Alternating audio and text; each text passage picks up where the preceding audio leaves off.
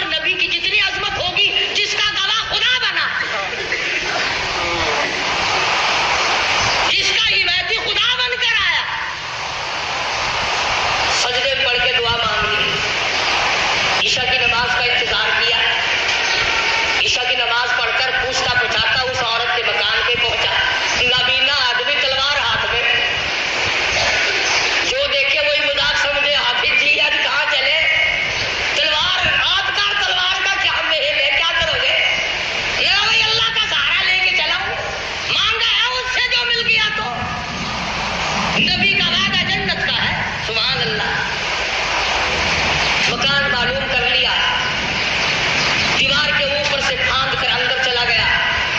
وہ یہودی عورت سوئی ہوئی تھی یہودی عورت۔ سوچا اگر یوں وار کروں گا تو بچ نہ جائے، سینے پہ تلوار رکھ کر وزن دے دیا، 2 ٹکڑے ہو گئے، قتل کر دیا نبی کی دشمن عورت کو۔ میرے تیرے جیسا ہوتا اسی وقت کہہ دیتا آؤ میرے نام کا نعرہ مارو۔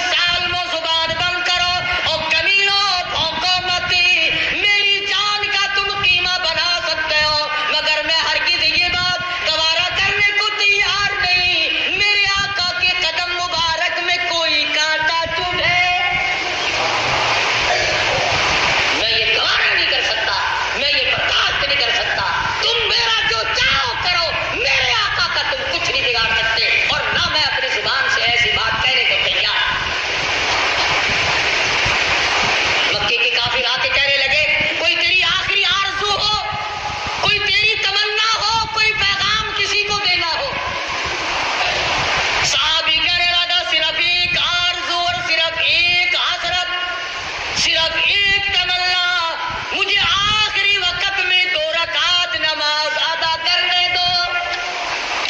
ہاں، تم تو جوانی میں نماز نہیں پڑھتے، تم تو مزدوری کرنے میں نماز نہیں پڑھتے، تم تو خالی بیٹھے ہوئے نماز نہیں پڑھتے، تم تو کنجریوں کے گیت سنتے ہوئے ٹیپ پر بیٹھے سارا دن برباد کر دیتے ہو، نماز نہیں پڑھتے۔ عورتیں گپے مارتی رہیں گی، نماز نہیں پڑھیں گی، کھاویں گی اچھا، پہنیں گی اچھا، نماز پڑھتے ہوئے ناک لڑتا ہے، نماز نہیں پڑھنی۔ صحابی مدنی کریم صلی اللہ تعالی علیہ وسلم کا کہنے لگا آخری وقت میں مجھے 2 رکعت نماز ادا کرنے دو۔ اجازت دے دی مکے والوں نے، صحابی نے وضو کیا، 2 رکعت نماز ادا کی اور دعا مانگی، الہی میں سولی پہ چڑھنے والا ہوں، میں پھانسی لگنے والا ہوں۔ اپنے آپ کو خطاب کر کے خباب کہتا ہے او میری جان، ایمان اور اسلام کے لیے سولی چڑھ جا، او میرے چمڑے تو ڈھڑ جا، او میرے لہو تو بہہ جا، او میری چربی تو خشک ہو جا، اور اے میری روح تو جا کر کالی کملی والے سے میرا آخری سلام کہہ دے۔ میرا آپ ان کے عادی نہیں، یا بچوں کی طرف دھیان رہے گا، یا بیوی کی طرف دھیان رہے گا، یا بنگلے اور کوٹھی اور مکان کی طرف توجہ رہے گی، یا اپنے کاروبار کی طرف دھیان کرتے، غرضے کے دنیائی کا دھیان کرتے کرتے ہم لوگ مر جاتے ہیں۔ ہمیں مرتے وقت حضور کا تصور بھی نصیب نہیں، درود شریف بھی نصیب نہیں۔ بے شمار صحابہ کرام ہیں اس قسم کے جنہوں نے قربانیاں دی۔ آج صحابہ کرام کی قربانیوں کی قدر کرنے کے بجائے ان کا مذاق، ان کے خلاف، ان کی توجہ کو اپنی طرف سے ہٹانا کیا طریقہ کار ہے؟ حضور اکرم صلی اللہ علیہ وسلم نے وہ جماعت تیار کی، نگاہ نبوت سے تیار کی، خود تعلیم کی، خود ان کا تزکیہ نفس کیا، خود ان کے دلوں کو جلا بخشی، اور ایسی فوج تیار کی کہ 10 دن کے بھوکے بھی کفار کو کھا جایا کرتے تھے، کئی دن کے پیاسے بھی کفار کو تباہ کر دیا کرتے تھے۔ ہاں، قرآن کریم پڑھ کر کے دیکھو، قرآن ان کی تعریف کرتا ہے کہ یہ تو مرنا جانتے تھے، یہ آگے بڑھنا جانتے تھے، یہ پیچھے ہٹنا جانتے ہی نہ تھے، یہودیوں کو ٹھکانے لگایا تھا صحابہ کرام۔ آج امریکہ کے یہودی، آج روس کے یہودی، آج اسرائیل کے یہودی، آج ہندوستان کے یہودی، آج پوری دنیا کے یہودی ہمارے بارے میں یہ جان چکے ہیں کہ اب یہ مسلمان کچے پکے ہی ہیں، یہ وہ مسلمان نہیں، یہ وہ بلال والی مسلمانی نہیں رکھتے، یہ سلمان فارسی والی مسلمانی ان کے پلے نہیں، فاروق اعظم والا اسلام ان کے پلے نہیں، یہ مکر کرتے ہیں۔ نماز بھی پڑھ لی، مسجد میں بھی چلے گئے، میلے ٹھیلیوں میں بھی چلے گئے، عرسوں میں جا کر کے سجدے بھی کر لیے، ناچ گانے بھی کر لیے، اور تبڑک ڈھول خوب بجائے، اور پھر جنت کا سیدھا راستہ۔ خدا بندی کریم نے اعلان کر دیا میری رضا صرف ایک صورت میں ہے، آؤ اب